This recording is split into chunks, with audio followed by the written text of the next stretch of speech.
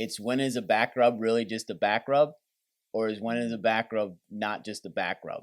And there's some things like in your life that you can't have like an answer for. No. Right. So if we're talking patience, we have an intake form. It's sometimes there's not a question box of like, do you want to have constant communication or not a lot of communication, right? Because people's needs change. Good communicators in good relationships understand the dynamics back and forth.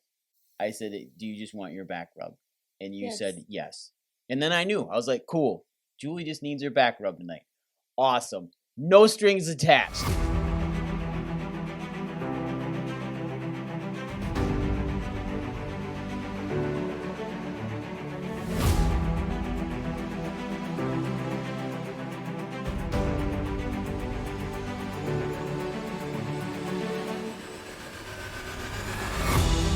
Hey everybody, welcome back to the Prime Podcast.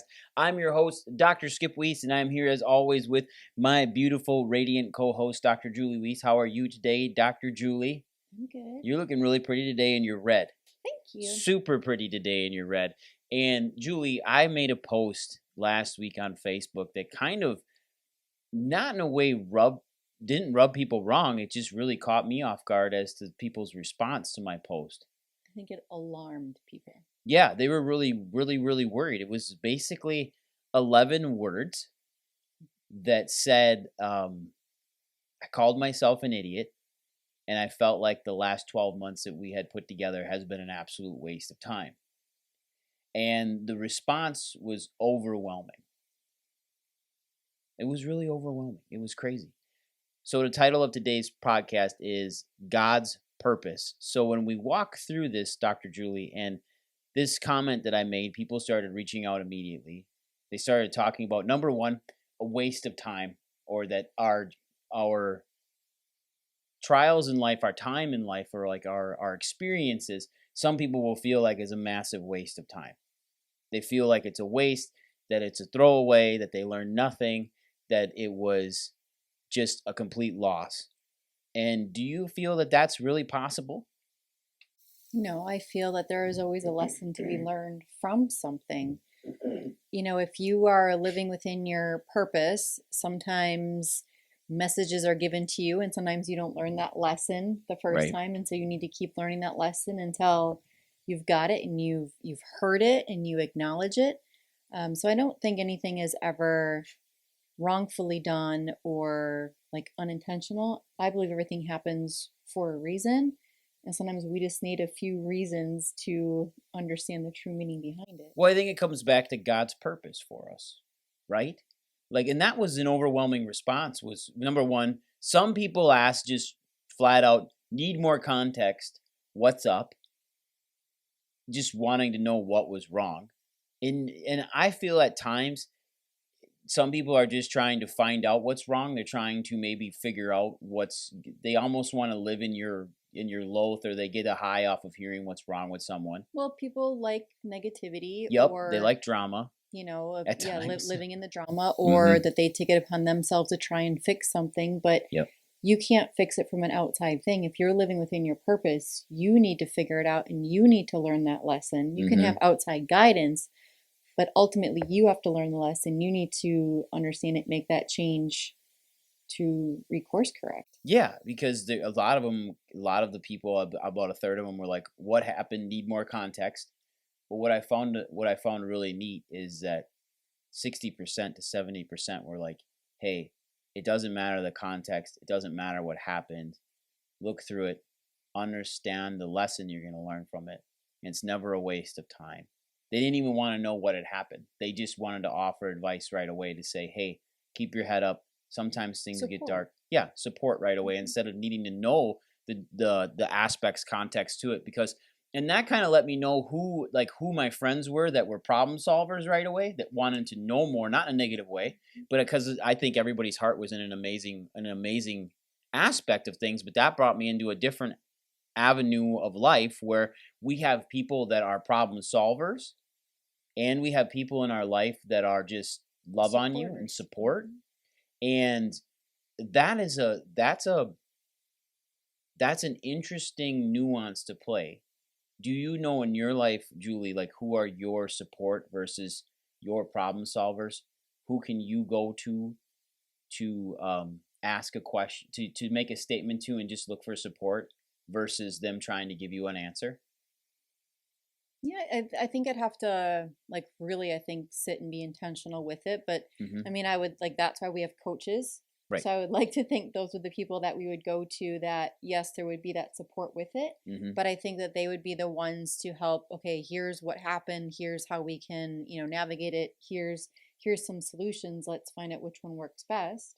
Yeah, and I think that if you start knowing who those people are, you can start making better, I would say, better communication time with them. Better asks, Yeah. right? So then you're not frustrated if I'm leaning for you um, for answers to questions, right? Because I feel like you're more the support person for me. I'm kind of But if both. but if but if I am seeking you to answer these questions that you don't have an answer for, then I'm going to feel left helpless or frustrated. Hmm. So, yeah, I think it's super important to be able to figure out the right people to bring the certain needs that you need in your life to. Yeah, I think also is understanding the dynamics in your marriage, right? I made that statement. You weren't around for support. So that's like why I made the statement. Usually when I write things out that are negative to myself, I'll delete them. I don't share them in public. I don't share the thoughts that go through my head because some of them are pretty dark. And I don't share that stuff. But you weren't around. So I almost not panicked, but instead of hitting delete, I hit post. For some reason, I hit post. And But you again, everything happens for a reason. but you yeah, I know because it was pretty incredible how people responded, but you I found very interesting. You didn't say anything to me. Nothing. And that's not a bad thing or be airing this like I can't believe, but you knew not to say anything to me Mm-hmm. because you knew I would probably unload Mm-hmm. and not negatively at you, but just probably get really negative on myself. And you stayed back. And I find that one, you understand me so well that we understand each other. You understand your spouse very, very well. But understanding too that there's times for advice, there's times to hear, and then there's times to not say anything at all. And I think that actually God worked in a really interesting way with that because he didn't have you around at the time that I was like, what the hell is going on here? And why do I And feel we this were way? even in the same space. And I you just knew had I was clients and I angry. had patients that I need to take care Yeah, of. and you knew I was angry. I was mad. I was upset at the context of what that conversation was, and not at you, but I was very upset with myself. But now understanding, and I think that's a thing as being incredibly valuable to friendships and people that are in your life, your loved ones, is ask them, do you want me to listen? Do you need somebody to just listen to you? Because I'm here for that. Do you want advice? I'll give you advice if you want it. And that's really important to understand, or maybe not say anything at all and just provide the ear and just ask those two questions. Do you want me to listen? Do you want support? Or do you want advice? And I think there's a tremendous value in somebody saying, actually, Jewel, I don't want your advice. I just want to talk to you. And I think this would be better served, right, if you've had that conversation outside of whatever stressor is happening, Hmm. right? So it's like, do you want option A? Like we were just in church. Do you want the red pill or the blue pill? Do you want option I A want the red or do you pill. want option B? So then in that moment, you're not taking offense of like, don't talk to me, right? You can Hmm. just say like, if it's a car, you're like, I need A, or Hmm. just like you look at the person and like you just say A, like Hmm. that's what I need, rather than in that moment of in that person's face of like, well, how can I help you? Do you want me to tell you an answer? Do you want me to just be quiet? Right? So it's sometimes it's those unwritten things that you've discussed beforehand to best know how to support your partner, your spouse, friendship, Yeah, whatever it I is. and that's what provides the best support. And then I go back to an interaction I had with a very dear patient in our office, and I wasn't communicating enough. I didn't know the communication level that they wanted, and I because I didn't know that, I had assumed that me not communicating was okay when they actually wanted more communication. They wanted more check-ins, and I felt horrible. I felt really bad, but I didn't understand the dynamic of what they wanted and the dynamic of the communication they wanted, and it really hurt. It hurt to hear that they didn't feel cared for, that they lost trust in me, and that was 5 years of taking care of them. And I think we moved past it, and it was great, but it really hurt because I assumed that that level of communication didn't need to be there, but to step back from it didn't need to be there still. Well, and I think that's what it's, and there's some things like in your life that you can't have like an answer for. No. Right. So if we're talking patience, we have an intake form. It's sometimes there's not a question box of like, do you want to have like constant over-communication communication or not a lot of communication, right? Because people's needs change. Right. And so it's a really tough world to navigate, but it's understanding of how we can do those appropriate check-ins, and there's some people that block us like you communicate too much. There's too much of my stuff. Yeah. And for those people, we're sorry. Sorry. But it's for those other people that like we need more, we need more. It's a really tough, it's really hard to navigate that. But like that's in patient care, but that's also within everybody's life. I think, like you said, the points of communication, and it comes back to me thinking this is that good communicators and good relationships understand the dynamics back and forth. And I look at when we bring people into our office, as they come into our lives, we actually develop pretty strong communication relationships with all of them because we concentrate and communicate. And what happens is, as we grow, and this is coming from our previous podcast too, where we were in the airport last week, and we've gotten tremendous, amazing, incredible reviews from patients, from people that have listened to us and said that was one of your best podcasts you have ever done. And it was just not your normal podcast because you had a very open conversation with Dr. Julie, and it was. But coming back to the mastermind of resiliency is understanding that as you grow as a person, your communication with people in your life may change. And some may not like it, some may love it, but that's a tough wheel to drive and navigate. Because as you change and you coach with different people, you have different people in your lives, your communication style may change because of how they communicate with you. I look at how we communicate with our coaches, and it's different than how we communicate with the people that we take care of.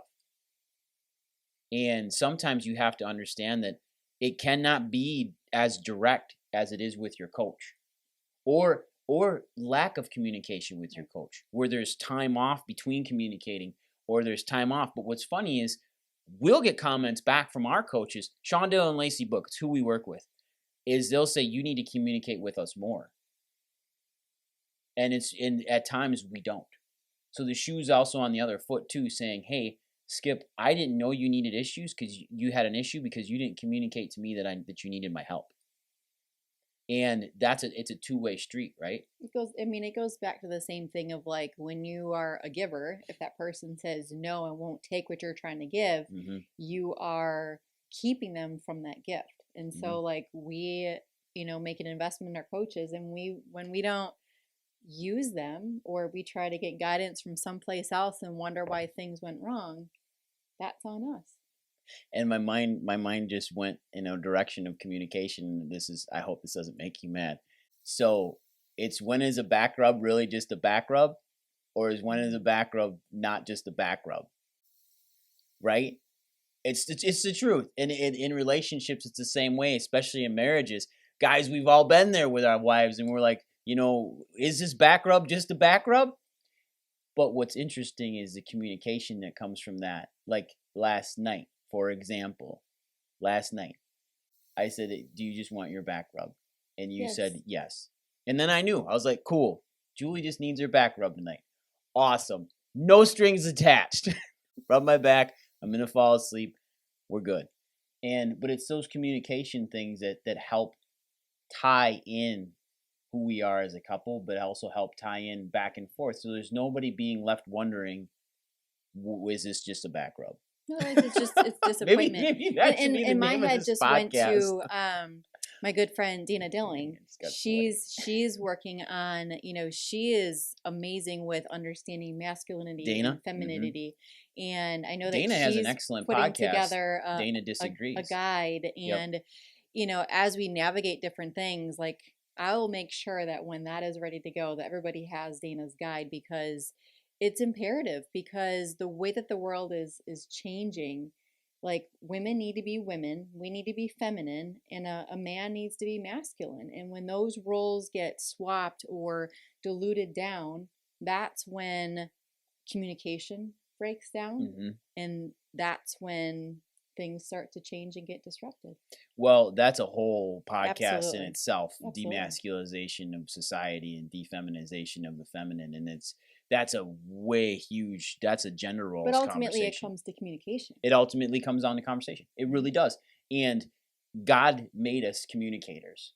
Otherwise, He wouldn't have given us a voice. Number one, but number two is He gave us the ability to communicate back and forth. And it's okay though to communicate feelings. It's okay to tell somebody that you're not okay with a situation, or that I don't want this tonight, or I just want a back rub. Cool. Like those, it's an important aspect of communication to understand it. And I come back to a really neat person in our lives too. His name's Bob. And Bob, I got a chance to talk to last week too. And he said, hey, your and Julie's last podcast was really neat because it was more conversational. It was just a different feel. And I'm like, great, because that's where the podcast is kind of going to go now, guys. I'm going to be telling you right now, we're retooling it a little bit for 2024. It's going to be a lot of Julie and I being Julie and I. It's going to be a lot of Julie and I talking about health, especially Prime Podcast, and talking about communication and better health, and have better health in your marriage, better health in your relationships with your children, and better health for your health. Wouldn't you say? Yes. What say you? I'm just looking at, they can't see in the studio here, but like we are changing up everything. We have chairs and rugs, and it's just going to be changed, and potentially maybe a name change for the podcast. Yeah. As well. Because again, sometimes as discouraging as things can be at times, again, we have a purpose and we have a mission, and there's a mission behind what this podcast is meant to do. Julie and I have a massive mission, and we'll get into that mission probably on our next podcast. But this communication aspect is key, and that's why this podcast is so important for communication to our public, our patients, the people that follow us, the people that we love, the people that we want to talk about and raise up and be a part of their life even more. We have supporters and we have haters. Yes, we do. Yeah, we do. And that's the other side of it. People love drama, that communication. I saw people come out in some of those comments that I haven't talked to in years, and I'm like, where did you come from? And all it was saying was, what's going on? Or context, please. Or I need more. And I looked over at our associate, and she said, hey, Skip, some people just like drama. And they want to hear, and I found it funny too, because the comment was so vague. I knew specifically what the comment was for. And I knew people asking questions were wondering very specific answers. Was there an issue with so-and-so? Was there an issue with this? Did you have a problem with that? And maybe, to be honest with you, it was a problem with myself. And some people like to cheer that on, right? There's, again, the haters, they want to the see supporters, and everybody is always looking for somebody to fail. Yep, and they're happy to see you fail. And you know what? I'm not happy seeing myself have a failure. I'm not happy seeing you have a failure. And it's not a failure. It's a step. Whether it's a step forward or a step back, it's always a step. It's a failure if you don't learn the lesson. Exactly. But nobody is perfect. Right. And what did I learn from that lesson? Need to get a better team involved with how we produce this thing, how we disseminate it to the public, how we get our voice out. Like this is a massive learning experience. Well, our community can help us in that. Yes, they can. Share it. Share this podcast to everyone that you know that needs that light, that lift up, to know that Julie and I are here for you, but more importantly, that we're here for our community, and we don't show judgment. We just want to help and provide answers if they're needed. Or if you just need an ear to listen, I'm really good at that too. And the other side of it is, if you just need a hug, he's just really show good up. At that. I'm here for that. I'm getting better. But it was so okay. I gotta tell you a story. So this involves our associate, and she was downstairs with someone that we both know very, very well. and that person was having a really rough day. And then she like stubbed her toe or like bit her finger or something happened, and she was like downstairs crying, and our associate looked right at her and she said, "I'm not the hugging person, and neither is Dr. Julie. If you need a hug, you need to go find Dr. Skip right now, because I'm not your girl." But if she we was come, so crystal clear in that communication, though. communication, right? Yes. Because in that situation, she would have looked like she doesn't care. Yep. She doesn't have any feelings. She She doesn't did care. care She about did have that, you know, feelings. have no empathy, Mm-hmm. and instead communicated of where that need could be met. Mm-hmm. And back to that original conversation last week where I let that person down a little bit that we've taken care of for 5 years. I asked her at the end, "Can I give you a hug?" And she said, "Yeah." You know, and that's important, because to be able to communicate that back and forth. And if she said, "No, right now, Dr. Skip, I don't need a hug," I've been like, "Okay, cool. That's fine. Can we at least have a handshake, a high five, something that involves a little bit of touch?" Because that's how I close things off. And I'd have been cool with it. Or maybe we just needed a back rub, you know? And that's the most important part. Crystal clear communication. And the other side of it is I made that post on Facebook and then followed up with a video talking about God's purpose in everyone's life. And whether you like it or not, whether you believe in God, in Jesus, He still has a purpose for you. You haven't let Him down. He's going to lead you. He's going to put you down areas. And at some point, He's going to make you listen, whether you like it or not. It's your choice to listen. Find the actual value and learning lesson in the madness, and understand that He has your back just as much as you have your children's back, your spouse's back. He loves you more than you love your children. And that makes it pretty remarkable, because the people that came out of the woodwork after that video and thanking me, which wasn't even for them, it was just talking about me and my purpose and saying they needed to hear that day. There was 10 people, 10 text messages and content right away saying, "That video, I needed to hear that today. That helped me out. I'm in a rough place."